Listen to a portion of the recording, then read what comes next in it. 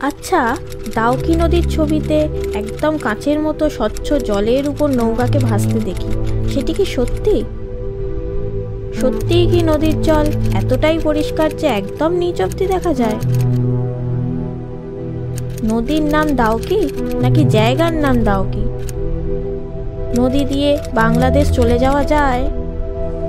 নদীটির উৎপত্তিই বা কোথায়? আর এতটাই বা পরিষ্কার কেন, যার জন্য নদীটিকে এশিয়াস ক্লিনেস্ট রিভার আখ্যা দেওয়া হয়েছে?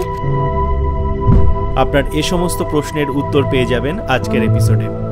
নমস্কার বন্ধুরা, শিশির বিন্দুর নতুন একটি blog Dawki and Asia's cleanest river এপিসোডে আপনাকে স্বাগত। আজকের এপিসোডে আপনাদের জানাবো এখানে আসবেন কিভাবে, কত সময় লাগবে, রাস্তা কেমন, কোন কোন সময় আসা উচিত, কি দেখবেন, কোথায় থাকবেন, সবসময় নদীর জল পরিষ্কার থাকে, নদীতে নৌকা চড়তে খরচ কতক্ষণই বা চড়াবে। আপনাদের সামনে তুলে ধরব সম্পূর্ণ দাউকি ভ্রমণের প্রাকৃতিক দৃশ্যগুলি, আর সাথে থাকবে আরও গুরুত্বপূর্ণ কিছু তথ্য যেগুলি অবশ্যই এখানে আসার আগে আপনার জানা উচিত। কিন্তু তার আগে আপনি যদি আমাদের শিশির বিন্দু চ্যানেলে নতুন হয়ে থাকেন, আমাদের চ্যানেলটিকে সাবস্ক্রাইব করে বেল আইকনটি প্রেস করে দিন, এরকম আরও ইন্টারেস্টিং ও ইনফরমেটিভ ভিডিওর নোটিফিকেশন দ্রুত পাওয়ার জন্য। ভিডিওটি ভালো লাগলে অবশ্যই লাইক, কমেন্ট ও শেয়ার করবেন।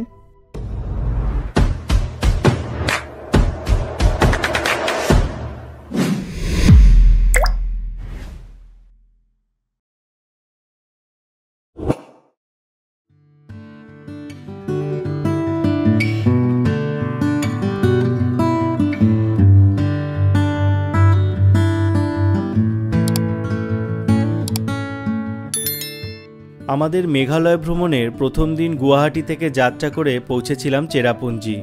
সেখান থেকে বিভিন্ন জায়গা ঘুরে মাওলিনং হয়ে পৌঁছেছিলাম দাউকি। প্রাকৃতিক সৌন্দর্যে ভরপুর মেঘালয়ের প্রতিটি জায়গার মধ্যেও দাউকি অন্যতম।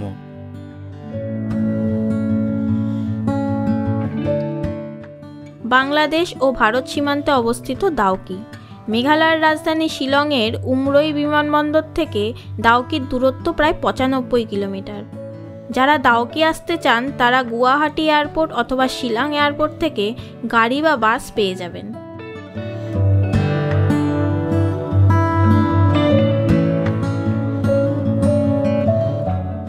দাউকি যাওয়ার রাস্তা খারাপ বলাই চলে, তাই গাড়িতে আপনাকে ঝাঁকুনি খেতেই হবে। সাথে রাস্তায় জ্যামেও পড়তে পারেন, কারণ বড় বড় পাথর বোঝাই লরি এবং অন্যান্য আন্তর্জাতিক বাণিজ্যভিত্তিক গাড়ি এই দাউকির পথেই বাংলাদেশে যাতায়াত করে এবং ফলস্বরূপ পর্যটকদের জ্যামের মুখে প্রায়ই পড়তে হয়।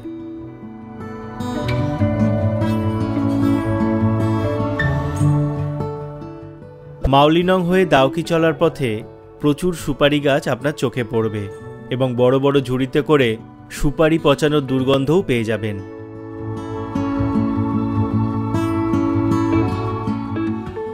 চলতে চলতে আমাদের গাড়ি ব্রিজ পেরিয়ে একটি জলপ্রপাতের সামনে এসে দাঁড়ালো। জায়গাটির নাম বড়হিল, আর এটিই বড়হিল জলপ্রপাত। শীতের শুরুতে জল না থাকলেও বর্ষায় আপনাকে এর রূপ মুগ্ধ করবেই।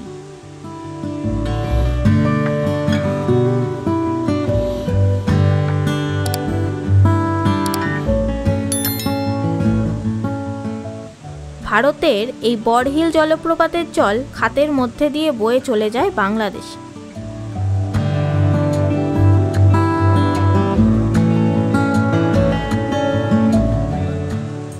চলার পথে পার্শ্ববর্তী যে নিচু সমতল ভূমিটি দেখতে পাবেন, ওটি আসলে আমাদের প্রতিবেশী দেশ বাংলাদেশের সিলেট জেলা।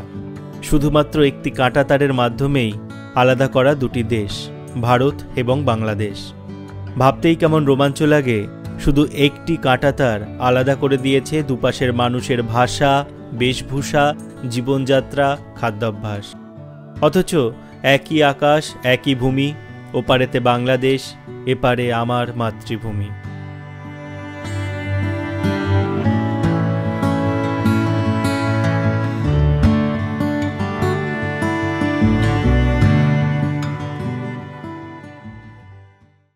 কিছু সময় পরই আমরা এসে পৌঁছালাম দাউকি। মেঘালয়ের রাস্তার প্রতিটি বাঁকে এক এক রকম সৌন্দর্য। তার সাথে দাউকি নদীর অপরূপ শোভায় আপনি মোহিত হয়ে যাবেন। প্রকৃতপক্ষে ভারতের মেঘালয় রাজ্যের পশ্চিম জয়ন্তিয়া পাহাড় জেলার জয়ন্তিয়া পাহাড়ের নিচে ভারত বাংলাদেশের সীমান্তে একটি ছোট শহর দাউকি, আর এই শহরের মধ্যে দিয়েই প্রবাহিত হয়েছে উমাঙ্গাট নদী, যেটি পরবর্তীতে শহরের নাম অনুযায়ী দাউকি নদী নামেই পরিচিত। এই উমাঙ্গাট নদী এশিয়ার সবচেয়ে স্বচ্ছ জলের নদী।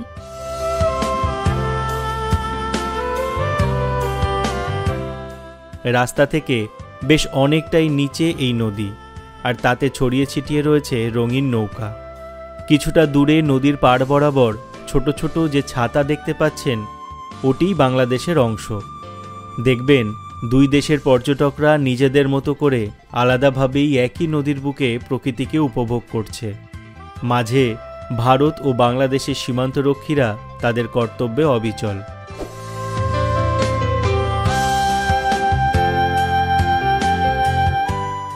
প্রকৃতপক্ষে প্রকৃতি কোনো বাধা মানে না। মানুষ যেখানে দেশ ভাগ করেছে, প্রকৃতি সেখানে দুই দেশকে এক করে দিয়েছে।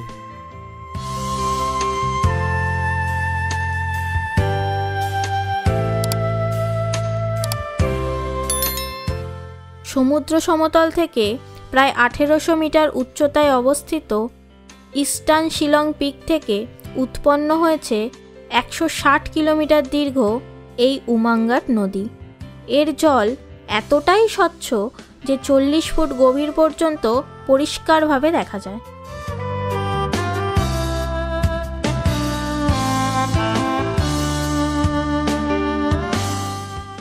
এখানে বোটিংয়ের নির্ধারিত সময় সকাল 10টা থেকে বিকেল 4টে পর্যন্ত।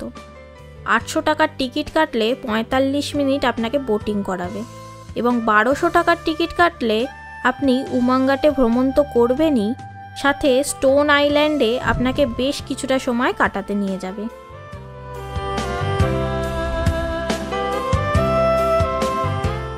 বোটিং করতে করতে দেখতে পাবেন উমাঙ্গাটের উপর একটি ঝুলন্ত সেতু, যেটি 1932 সালে নির্মাণ করা হয়, এবং এটি বিখ্যাত দাউকি সেতু।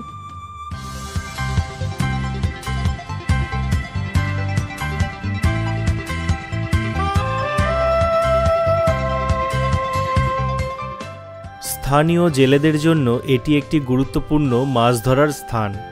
নদীতে ভ্রমণকালে দেখতে পাবেন অনেকেই মাছ ধরতে ব্যস্ত। চাইলে আপনিও ছিপ ভাড়া করে মাছ ধরতে পারেন।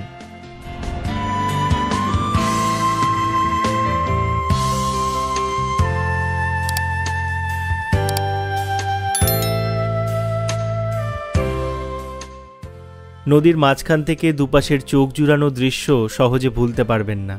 সারি সারি রঙিন নৌকায় দেশি বিদেশি সব পর্যটকই উমাঙ্গটের সৌন্দর্যে মাতোয়ারা।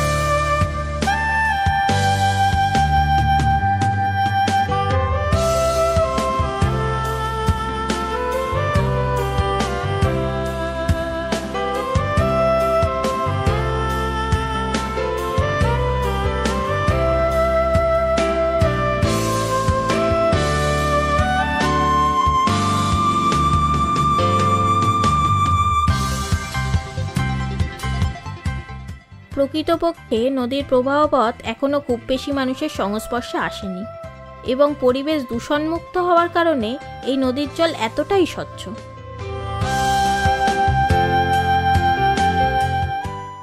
নদীর জল অতিমাত্রায় স্বচ্ছ হওয়ার কারণে দিনের বেলায় নৌকায় উঠলে দেখতে পাবেন নৌকার ছায়া পড়ে নদীর গভীরে, আর এই দৃশ্যটি দেখার জন্যই ভিড় জমান বহু পর্যটক। নদীর উপর ভাসমান নৌকা দেখে মনে হতেই পারে যেন হাওয়ায় ভাসছে। স্বচ্ছতা কাকে বলে তার প্রকৃত উদাহরণ এই নদী।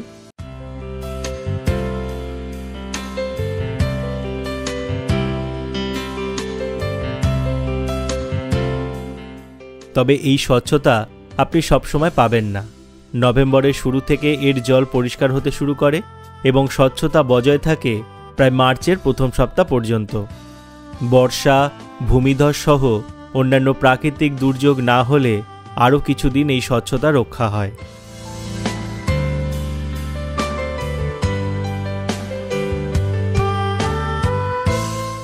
আপনি চাইলে একদম ভারত বাংলাদেশ বর্ডারে আপনার নৌকা চালক নামাতে পারে, যেমন আমরা নেমেছিলাম। সেখানে সীমানা নির্ধারণ করা হয়েছে শুধুমাত্র পাথর দিয়ে নির্মিত অস্থায়ী অনুচ্চ রেখা দ্বারা। এখানে আপনি বিনা পাসপোর্ট এবং ভিসায় বাংলাদেশে ঢুকে ছবি তুলে চলে আসতে পারবেন। বাংলাদেশের প্রচুর ফটোগ্রাফার পাবেন ফটো তোলার জন্য। আর অবশ্যই এখানে এলে বাংলাদেশের তৈরি কুল, তেঁতুল, কোয়াতবেলের চাটনি বা আচার চেখে দেখতে ও এক বাক্স কিনে নিতে ভুলবেন না। মনে রাখবেন, যেটি চেখে দেখলেন বা নিচ্ছেন সেটি আন্তর্জাতিক মানের।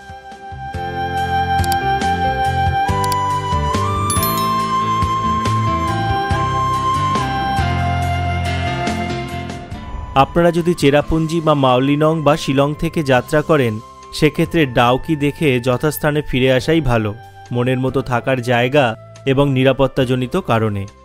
তবে ডাউকি থেকে বেশ কিছুটা দূরে সরংপেডং গ্রামে কয়েকটি হোমস্টে আছে। বন্ধুরা, সমগ্র উত্তরবঙ্গ এবং মেঘালয় ভ্রমণ করতে চাইলে আপনারা যোগাযোগ করতে পারেন আমাদের সাথে। গাড়ি, খাবার, হোমস্টে, ঘোরানো সবকিছু সহ সমস্ত বেড়ানোটাকে যদি সব থেকে কম খরচে অথচ লাক্সারিয়াস করতে চান, তাহলে যোগাযোগ করুন 7044554698 নম্বরে। ইমেল করতে পারেন weekendtourwithrs@gmail.com এ। মেলে অবশ্যই আপনার নাম, ঠিকানা ও ফোন নম্বর উল্লেখ করবেন।